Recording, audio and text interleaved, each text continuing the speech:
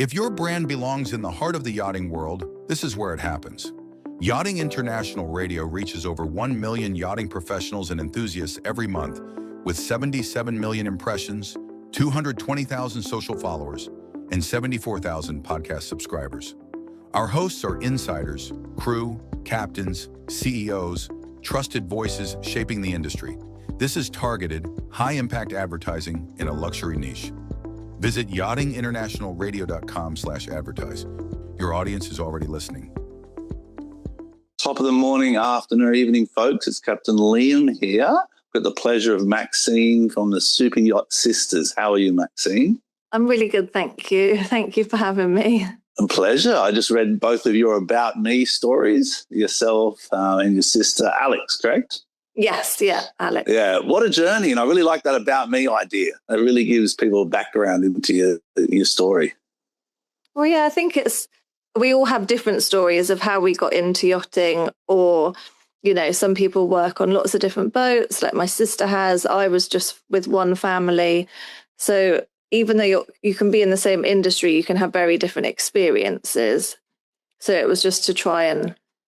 But I think everyone starts that same way, though. Like, you have an interest, you know someone, you go to Antibes or you go to Fort Lauderdale, and then you kind of put yourself out there in a lot of ways, which is quite vulnerable. Yeah. Well, yeah, me and Alex left together. So my poor mum lost us both on the same day. We both took a flight to Antibes, stayed in the crew house, and then, yeah. And then you got a job with managing a house, correct? Yeah, so I ran one of the crew grapevine houses for Jen and Jason. I did that for 3 months. And then Alex was just staying in the house to look for a job on the boat. So she got a job and left. And then as I was getting to the end of my 3 months, someone that had stayed in the house previously called up Jen and said, "We're looking for a third stew. I have a couple of visible tattoos." So obviously especially back then, it was a lot harder to get Very much so. So Jen vouched for me and was like, "I think she would be good." And so he was like, "Well, if she's happy, I'll be happy." And then I went and had an interview and got offered the job. So yeah, I was very lucky, very lucky. And how's Alex's hairdressing business going? I would say it takes a while, doesn't it, to build up your clientele, because if you're happy with your hairdresser, you don't look to go somewhere else. So I think coming home from yachting and trying to build that it's been a lot harder than she thought. Yeah, absolutely. Well, it's the transition away from yachting too. Like in your stories, you talk about the golden handcuffs and when to go, when's the right time. But now, you know, what I'm seeing in yachting, speaking to people like Joy Mean from the Super Yacht Alliance, you familiar with her? Yeah. Yes, yeah. So she was telling me the other day that there's like 50, they're trying to kind of put all the titles together that comes around yachting, and she's up to like 56 titles, from shoreside support to onboard support to companies and vendors that support fall into a category. So it's good to see yachting kind of really grow into something more than just a captain on a yacht with an owner. And that was the traditional idea of yachting. And then brokers. Or you're just the stewardess. It's brutal. And that still exists. Like, it's, you know, I've kind of gone down this path of social media and captain's chat and check-in Tuesdays because of the trauma I see firsthand, whether it's, you know, in a platform that I work with or online or people reaching out. And these stories that I hear and the trauma in the industry, it really touches me, because I've been blessed to have good owners and good crew, and I give back a lot and try and create a positive environment. But the stories I hear that doesn't resonate. You know, it's not the reality. And that's why I wanted to reach out to you. I was very lucky. I had the best captain ever. I think he's actually retiring this year. Oh, congratulations. Very grateful for him. The owners were lovely. The crew was amazing, which is why I stayed with them. And I didn't want to go to any other boats, because I just thought, gosh, I'm so fortunate to have found this. Whereas Alex's experience was very, very different. And she swapped boats, and, you know, her last boat she was on for, I think, 3 years. But yeah, she was on a lot more boats than I was. And your sisters, so it's not the people, You know what I mean? The problem's the industry and the transparency in the industry. But what excites me about kind of going into your company, and it's called the Superyacht Sisters because you are sisters, correct? Yeah. And you've got good history and longevity in the industry, and you transition to shore with good knowledge. And that's what I like to support people from within the industry. But you're talking about social media, you talk about branding, and that's the core of your business, correct? Well, yeah, because I think the problem is you can have companies that they've got no yachting experience and they can offer to manage your social media for you, but it just doesn't land the same. We've had it with, so I work with Charisse for Yacht Pearls of Wisdom, and she's tried, people that have been like, oh, I can help, like I'll be able to get this much better. And they've sort of been a bit critical of me and how I've done stuff. And you're like, okay, let's see if you can do something better than me, because if you can, I'm very open to that. Yeah. And it's just, especially now with AI, they put it in there and they come out with these, let's make waves together. And it's all this tacky wording, and they don't understand the wording of the industry. Yeah. And after 6 months, the lady was like, yeah, I don't really know how to help you. I don't know what else I can do. And it was like, well, we did try and say. So I think, understanding the industry, understanding all the events that go on, sort of, the calendar for the year, how crew are feeling and everything like that. It just helps if you understand the industry.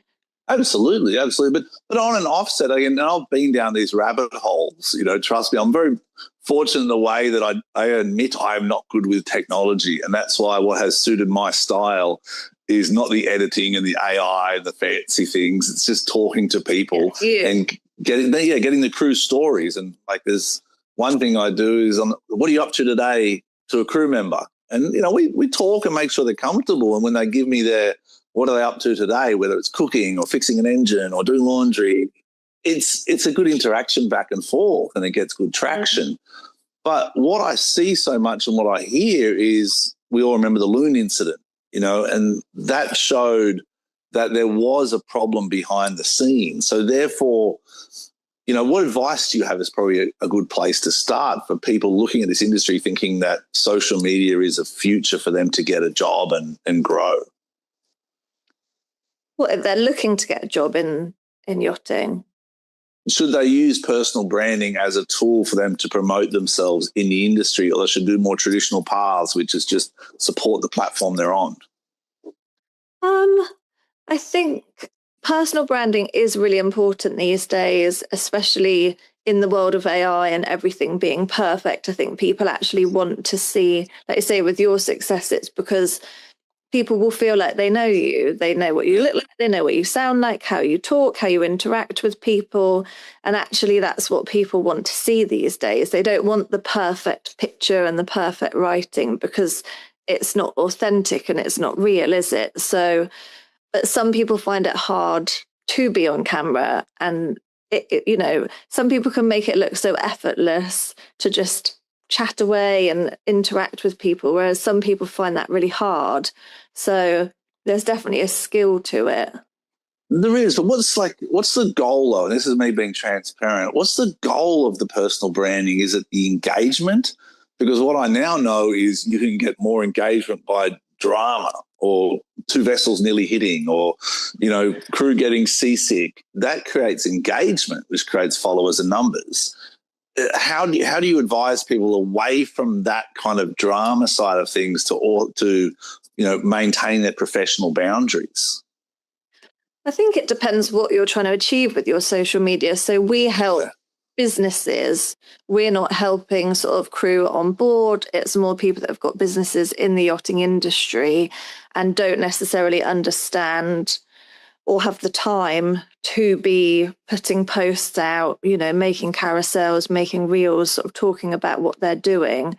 So for us, we're not sort of helping crew at the minute. We are looking at helping people maybe to start building something when they're thinking about leaving the industry, and to sort of start in preparation to build maybe an online presence then. But for us, it's more businesses within the yachting industry. Okay, makes sense. I think you're working with it's a mortgage company and a banking company. Yes. Yeah. Patrick from Marine Accounts. Marine and his accounts. mortgages for Yacht Crew. Tim's Reedman Wealth Management. From this month, we're going to be helping Caroline Blatter with Superyacht Services Guide, which, we're super excited about because I think that will help. We're going to learn about so many businesses and from everywhere I go. Like Carol and I think we've met through the book, but we're, I really consider her a dear friend now because, everywhere I call it the Bible of yachting, the super yachts, because I always take it to the bridge and all these crew come to the bridge in a new port looking for what to do or where to go or who to use. And as a captain, you do have preferred vendors, but it's not vetted. It's like, someone who recommended that person. Whereas Superyacht Services Guide, they have a review system where people actually review it. And I just give them the Bible. And then the biggest challenge I have is just bring it back because I need it too. Like the chief officer needs it, the cheaper, But everywhere I go, all the way through Panama, Costa Rica. Yesterday I was in Casa de Campo, Dominican Republic, and there's the book. Superyacht Services Guide sitting right there at the yacht club, Yeah, I've got one on my dining table behind me. But that's exciting. I'm really excited. Me and Alex, we had lunch with Caroline 2 weeks ago, just to sort of discuss how, because like you say, her book's amazing, the Bible's amazing, but it's about how do you get that out there to the people that haven't heard about it, and how to talk about how to show on social media, like you say, how do you recommend a service, how the vetting process works. They've added like an events tab now and a destinations tab for all different locations, and they're collating all that information. So, I feel like we're going to learn so much. You're right, actually. That's the benefit of using your service because you make the connection between traditional business and exposure through social media. Would that be a good way to explain the company?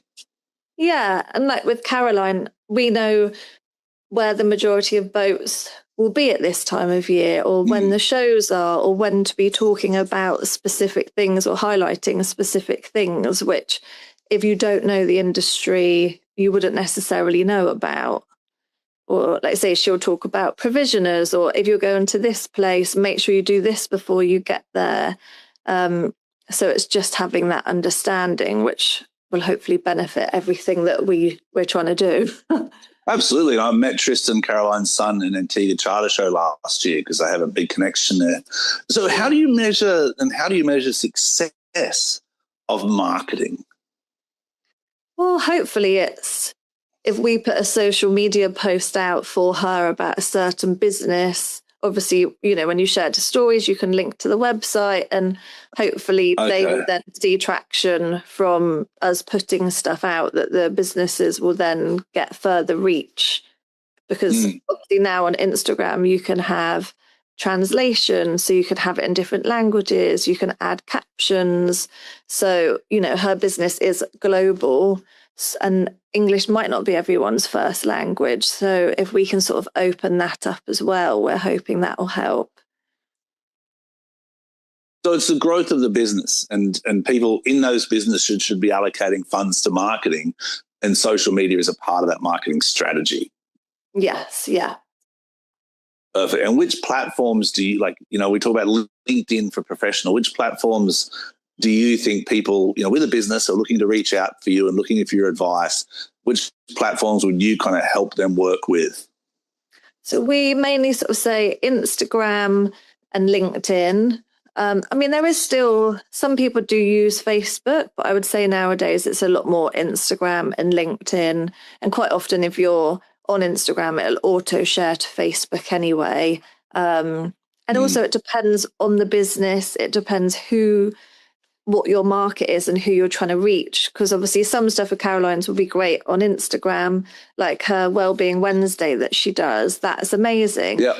But some of the businesses or whatever it is, that topic of that week isn't necessarily for LinkedIn. So again, it's knowing which is the right one to have it on.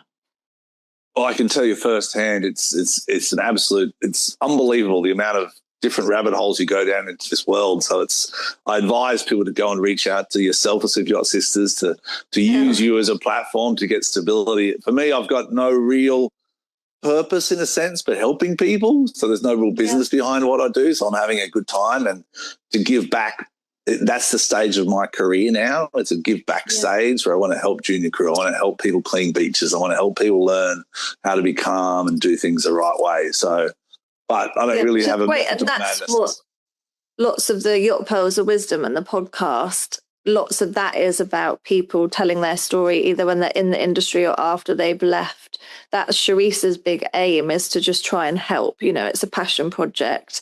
It's, I made this mistake because I didn't know. So listen to this, maybe do this slightly differently, because women get a lot less time in the industry normally to men. So you've got to make that time count and make sure you sort yourself out financially and save and, you know, prepare to make the most of that window of opportunity. So that's, again, we're trying to spread. Hence the title, Yacht Pearls of Wisdom. It's like, listen, don't make the same mistakes. Here's some good advice, you know. Yeah. But when you say women have less time, you mean less time on board, correct? Yes. Yeah. Because quite often do you see women are having Oh, no, sorry. I was just going to say quite often, you know, you might work 10, 15 years maybe on a boat, depending on the age when you join, if you want to have a family. Whereas, you know, men can work till they're, you know, 50, 60, however old, really, as long as, you know, if you've got a rotation or, like, say you've got a nice owner and a nice crew and you're happy. So you've got so much more time to plan and save and invest your money, and women don't have as long. Yeah, well, but I also, no disrespect to myself or captains in the industry, but I also think that our career paths are a lot simpler and easier in the ways that it's about longevity, it's about safety, it's about structure, it's about stability. That's not everyone's role on board like that. So that's why we have such a long-term career, path. Whereas a chef, you're only as good as your next meal. As a chief stewardess, the stresses of the chef and the captain and the service, it's a different environment, if that makes sense. So I think the longevity aligns with those challenges that they face. Yeah, definitely. And that's why I think more people who listen to podcasts like Yacht Pearls of Wisdom and kind of even, you know, hear Caroline's stories and work with the Super Yacht Alliance, they can realise that there is more to yachting than just those 10, 15 years, but you need to plan for it in the early stages. Well, yeah, I didn't think when I joined yachting that I'd be doing what I'm currently doing, because, I mean, I guess podcasts were just sort of starting when I was in the industry. And when Sharice and I started the Super Yacht Laundry podcast, I think we've just had our 2-year anniversary, and there was a couple of podcasts out there, but not loads. And in 2 years, the amount of podcasts there is now, which is amazing. Yeah, because everyone has different information to share, and it's great. But when I joined the industry, I didn't know I'd be doing this now. And it's nice to still sort of have my foot in the door a bit, hear all these stories, see people's names, you know, their faces, and get to know people. When we did the Monaco Yacht Show last year, because Sharice does these crew wellness bags, and it was so nice because I recognized so many people from the podcast. I could be like, "Oh, I've heard your story. This was amazing." And it was really, really good. I've loved it too. Like, I mean, and talking about Raya at Yachting International Radio, she's motivated me so much. She's like, don't give up. Like, you've got a story. Be confident. Tell your story, you know, and help others. If that's what you want to do it. And she supported me so much in that vision. But it is a challenge. But the reward I get is like, my kids, I travel a lot, you know, obviously as a captain. So my kids get to see me more now. And I went to my kids' school the other day. They're 14 and 16 in Montreal. And one of my daughter's friends says, "Top of the morning, Captain." And I'm like, wow, that's cool. You know me. Yeah. You know, you know a part of me from a connection online, and that helps my daughter, I guess, you know, or she feels good about it. But that's a good thing with podcasts. Sorry, I get a bit teary now. It's emotional. That's good. But that's the thing about podcasts. It's just a conversation, isn't it? So Yes. it is, that's very personable because you're just chatting with someone like, like we are now. And if we were in person, it would be the same. And people can be a part of that conversation. And they're a great way to get the information out there. Because when I joined yachting, it was you go to Antibes, you dock walk. And that was all the information you had. And you just had to book a one-way flight and just hope, hope for the best. Whereas now you can be so much more prepared for what to be doing. What are the green flags? What are the red flags for boats? Or that if this person's asking you for this, definitely don't do that. And yeah, at least there's definitely a rise in scams, and there's a rise in the risk of people joining. Like obviously my daughter's 14, but I'm employing people who are 18 to 20, young females and males that I worry about them, even on my own programs, because I'm like, okay, you've got to, you're a young person who really, you're excited about seeing the world, but you don't understand the fears and the thoughts of others. So you need to understand what's your network of support. Who do you have around you that you can call all times? You know what I mean? And that's my biggest onboarding tool. Yeah, being safe. And as a woman, because I mean, we put a poll out, it was off the back of one of the Monaco yacht shows, because quite a few ladies had their drinks spiked. And I put something out on the poll story and said, yeah, has this happened to you? And where did it happen to you? And we got and they were all different places. It wasn't like it was two set places. There was so many different ones. And you just think, in Monaco? Monaco. At the show, it was happening. Wow. Same back in the day. That's horrible. I don't think it's as bad now. I had my drink spiked in on tea, but one of the blue water parties. It is very common. But again, that's, you see the whole Instagram, like I say, beautiful boats, champagne, nice clothes, beaches. But you do actually also have to be aware and be a bit careful. Yeah, that's what I'm hoping it changes. I remember Antigua 2 years ago, we tried to do a walk. It didn't really work. Like a morning walk for goodness or wellness. And the next year, Captain Kelly Gordon did it and got more people. I'm like, cool, all right. Because I still see even Fort Lauderdale boat shows and these management companies, they still promote that drinking party culture, like cocktail hour or happy hour and all that. And that's got its place. But that should equally be balanced with let's go clean a beach in the morning, or let's go for a kayak, or let's put some activities out there for people's mental health, or offer discounts ashore, things like that. Yeah. Oh, yeah. Socialize in different ways. It doesn't just have to be drinking, does it? Exactly. Back to the topic at hand, which I think, it's social media. It's so, I'm very passionate about it because we come from yachting, I think. After you do a certain amount of years in yachting, you're like, it's not all good. There's problems, Yeah. But back to like social media and the business of social media, companies, do they not understand the value or the transaction between investing in it? Because I see the companies that do it well. Like there's a company called Surehold in the United States, and they just sell brushes and brooms, but they do their social media so well that they tell the story behind the brush and the broom. Do you think these companies having this story?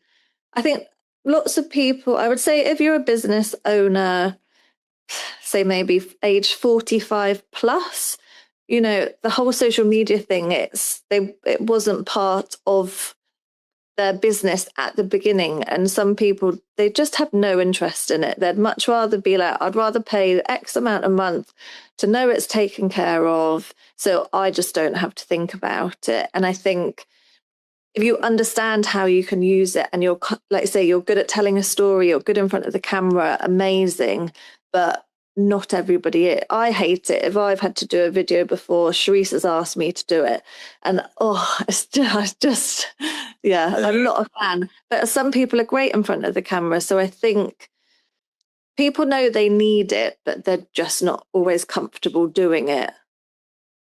But it doesn't have to be in front of, that's the thing. People tell me, even sometimes the owners reps say, you've got a face for radio. I'm like, yeah, I know, but you know what? I'm going to be uncomfortable. I'm going to be out there. I'm going to try and, you want me to promote a product, which is, a vessel or a crew, or, I'm going to do my best, to be the person in front. Because I think that's my job, is to lead by example. And to do that, you've got to put yourself in uncomfortable situations, because then the team doesn't grow with you. You just become stagnant. Like the other day I spoke to 40 people in Dominican Republic about, being a captain and luxury and service and yachting and ownership. And it was a whole presentation, the captain's course. And, it was designed to help the locals, local fishermen, local charter captains to lift their standard. And then the first person said, do you speak Spanish? We can't understand you in English. I'm like, oh, I didn't. But that's me putting myself 100% out there for judgment. Yeah. I'm blessed my son stood up beside me and translated in perfect Spanish. And that's just, God's blessing. But it's an example of that vulnerability. But back to branding, the price of personal brand, or not personal brand, the price of social media really varies huge. Some of these media companies charge an exorbitant amount for vessels or companies. And then you've got the other extreme of different countries that offer, monthly rates and prices. How do you tell your clients where the bespoke service like you're offering fits in well? I mean, I think we've sort of put up, like people do, you put your stuff through ChatGPT and get help with stuff. And if we put our pricing in there, it's like, you're undercharging. It should be this, this, and this. But I think, it is just me and Alex. We don't have big overheads. We're not a big company. And we price what we think is fair for what we're doing, because especially now with AI, that does help. It does make things quicker than it would 2 years ago when I was doing social media. So I'm not going to charge more for something that's actually taking me less time. And I think also it depends on your model of business, doesn't it? We want to work with good people. That's why we're so happy we're going to be working with Caroline Blatter, because she's an amazing person. Dealing with Ria for the podcast, she's amazing. So I think, and I would never want to overcharge or rip somebody off. But I think if you've got a big marketing agency, then maybe you are in a position to say that you'll charge more. I know we used a lady, I think she was in South Africa, and she offered, she could do X, Y, and Z and it was a very low price. But again, she wasn't yachting, and the stuff just didn't land and it didn't work. So you've just got to pick, I guess, what you want for your business. Yeah, well, I went through that journey with Unbridled and different people and different options and platforms.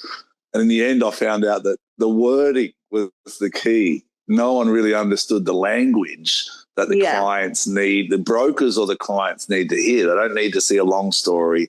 They don't need to see a short story. They need to get quality content, Yeah. And the wording is everything in yachting. Yes. Yeah, absolutely. So in closing here, because I'm going to wrap it up, because I've loved this conversation. I'm more excited to meet you in person and hear Alex's story also. But what sort of trends are you seeing in yachting kind of since you left and then now? You mentioned AI. Yeah, AI, and I think mental health is a big topic nowadays in yachting that it never was before. And there's lots of amazing companies that are out there, Mel, who did the marathon for mental health. Yeah, fantastic. It's having the companies that actually have good intention for what they're doing. They're not just trying to jump on the bandwagon because it will earn them money. But mental health is definitely being spoken about a lot more, and crew welfare. That at Monaco last year, that was being spoken about a lot. Is rotation better? Are people getting their hours of rest? And just education, and especially for women, like with everything that happened with Paige, obviously a lot of work's being done about that now, which is amazing. So I would say it's all very positive things. And any concerns you have? I mean, I agree with you. I mean, companies like iSwan, Yacht Crew Help, Yeah. I think is a huge shout out to them, and people like Joymeen at the Superyacht Alliance. I think they're two core companies that I keep telling everyone about that they need to be aware of, to help themselves. I didn't know about iSwan until I started working with Charisse. I hadn't heard of it. Everything that Conrad's trying to do, crew pass, background checks. Yeah. We're doing an initiative at the Pearls event on Friday, and that's all about women's safety. Charisse is going to be talking about that a lot more. So I don't know. Let me ask you this question. Crew Guard, and I'm going to look into it a bit more, and I've got a conversation with them coming up. But Crew Guard, have you heard of those? It's a company. Yeah. Or I don't safety know audit. much about them. I have heard of them. Either way, it's relevant of the company. It's the ideology of wearables for yacht crew. And it's a very sensitive topic. And a lot of people I speak to go, oh, privacy invasion. I'm like, yeah, but if it helps you manage your stress and monitor your onboards, yourself, your physical self, and then gives you an option to protect yourself by alerting, it's a good thing. Oh, wow. Yeah, I hadn't heard of that. That is really good. Yeah, there's a couple of companies bringing it out there. And as a captain who's running a ship, it's hard for me to bring it past my crew because what I do personally and what I do professionally, I try and align them, but I never put pressure on the crew to what I think is best. I was like, let's work as a team and evolve together, whether it's social media or a product, for example. But what's your thoughts on that, a wearable for yacht crew to help them, number one, manage their own wellness? Well, I think nowadays people are a lot better at understanding it's important to eat well, be mindful of what you're putting in your body, to exercise. I would say, I don't know what it's like in the industry now, but like I said, it used to be could be a very drinking heavy culture, and people might be doing drugs and stuff like that. Whereas I would say nowadays, I mean, I even see it here, like that sort of the younger generation coming up are definitely a lot more health conscious, which is really important. I say you're working long hours, you're on your feet all day. You might not be getting as much sleep as you probably should be. So to be taking care of your health is really important. Absolutely. I'd agree. The crew are a lot better. Like a lot of times I had a relief captain, join me on Unbridled, and his first comment was, your crew don't party, they don't go out. I encourage them. I told them, let's go for drinks. It's like, well, it's not the culture that I really want to portray. Like I choose people that value their own time, that value reading a book, that value going for a walk, as opposed to valuing that drinking culture. But the more people I employ, the less they really want that anyway, because they realise the negative effects. Which is amazing. I mean, you and I can go on for ages because I'm really excited to kind of listen to your advice, because you've got so much good quality history, and then with Alex, there's the other side too, with the knowledge of the service and bringing her onto a conversation. But what's your advice for people out there in yachting, whether it's companies or crew, looking to get into that social media space? I mean, it depends. Like I say, it depends what you're wanting to do when you're in yachting or when you leave yachting. I definitely think people need to consider that before stepping off the boat. Make sure you do have a bit of a plan. And if you do want to start building something, work on it before you go, work on it on your leave, make sure your LinkedIn is up to date, go to different events if you can, network, speak to people, because I've definitely been introduced to way more people in the industry through Yacht Pearls of Wisdom and the events that Charisse does. And businesses, it's just, as if you need it for your business, which I think even if it's just a little bit of traction, a little bit of information out there, it's always good to have an online presence. Absolutely. Yeah, I think it's a necessity. I remember we did a social media seminar about a year ago, and one of the things was, if you're not doing it, you're behind.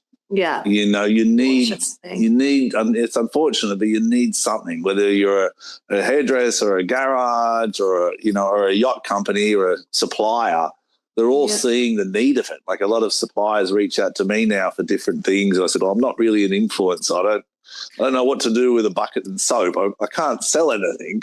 But here's some people that can help. You know what I mean? Here's a marketing getting company. the word out, isn't it? Which is what Caroline's very good at with her business. It's getting the word out about trusted companies to be using, because there is some that aren't so great. But if we can all promote the good ones, then that benefits everybody, doesn't it? Well, it lifts the bar. You know, that's the goal. Is all we can do in life is lift the bar a little bit, lift it a little bit, and help others. How can people get a hold of you? So we are on LinkedIn and Instagram with the Superyacht Sisters. Drop us a message on there or listen to the Superyacht Laundry podcast with Charisse. That's a really good place to get we've just done a mini series. We've had a couple of men on. We'll have to get you on as well. No, I'm a bit nervous already on my own format. I was nervous for this. But yeah, that's where you can find us. And it's 2 years you've done it for now, the Superyacht Laundry. Yeah, I didn't. Congratulations. Yeah, we had our 2-year anniversary, which is crazy. That's amazing, isn't it? And big shout out to Raya for Yachting International Radio for putting us together and putting this on as well, because what she does is she creates a platform that could globally recognized and transparent. And she doesn't try and vet the conversation. She tries to make sure the speakers have their own voice and the clients and the guests have their own voice. Yeah, she's amazing. All right, Maxine, I really appreciate your time. Have a wonderful day in UK. I think it's a little bit sunnier there than what I was imagining. So, but yeah, thank you for your time. Be safe, be blessed.